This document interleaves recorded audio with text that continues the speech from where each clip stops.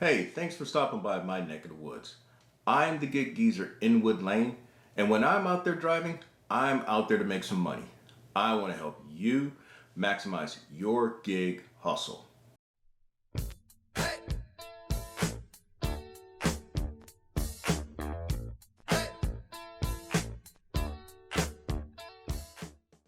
I've noticed this on my own, and then I've noticed a couple of posts in some Facebook driver groups that there are Chick-fil-A franchises that have equipped themselves with Chick-fil-A logo wrapped Kia Souls as their delivery vehicles to deliver their orders at their pleasure for their customers.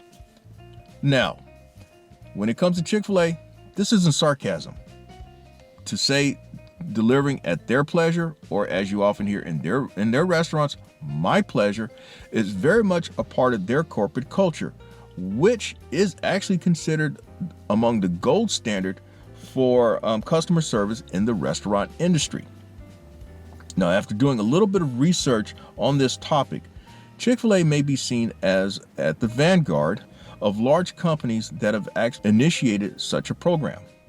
Now, this actually caught the attention of industry insiders as early as 2 years ago, as early as May of 2019, long before there was a pandemic and long before the word pandemic had become a part of our daily lexicon. And the fine-tuning of this program may have been accelerated because of the pandemic.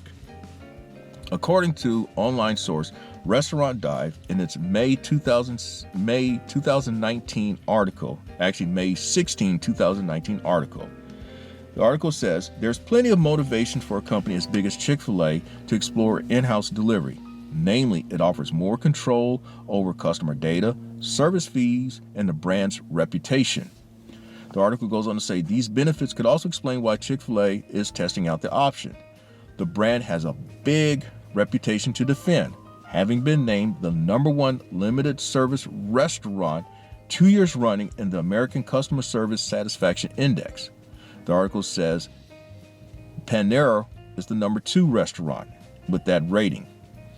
The article also says, that I found interesting, that the average Chick-fil-A store generates quite a bit of volume, with an average volume of 4.2 million compared to Kentucky Chicken's 1.2 million. 4.1 million, if I'm not mistaken, is per year. Now, as a gig delivery driver, one wondered whether companies like Chick-fil-A may be cutting off places like UberEats and DoorDash, which have an agreement with them, and ultimately you and me. I think they can't cut us off simply because of the volume, and developing a logistic network to meet the customer demand like that simply wouldn't be feasible, at least at that larger scale. That would more than cut into an individual franchise's profits. And if the store was corporately owned by Chick-fil-A, it would be the same effect. So ultimately, I think that such a program more so augments what's already available to meet existing customer demand. Now, besides, all it takes is for a couple of accidents involving deaths and the ensuing multi-million-dollar lawsuits involving these Chick-fil-A logoed vehicles, and they'll be very quick to reassess their program. Now, this is the case with Domino's years ago, in which Domino's had a campaign in which it told us that, hey, we guarantee to deliver our pizzas to your doorstep in 30 minutes or less. That was 30 minutes from the time they got the order to 30 minutes till the time it reached the doorstep. How they abandoned it is because they were involved in some multi-million-dollar lawsuits that involved deaths, that involved Domino's delivery drivers, and in one particular case, the driver countersued Domino's. The pressure of trying to deliver these orders in 30 minutes or less was the reason why he really was involved in the accident. He blamed Domino's for his involvement in the accident. And so Domino's, to avoid, the bad news, the bad reputation, abandoned that advertisement. Just from an insurance standpoint, When it comes to them carrying commercial insurance policies, I believe that these companies probably carry $1 million combined single limit policies.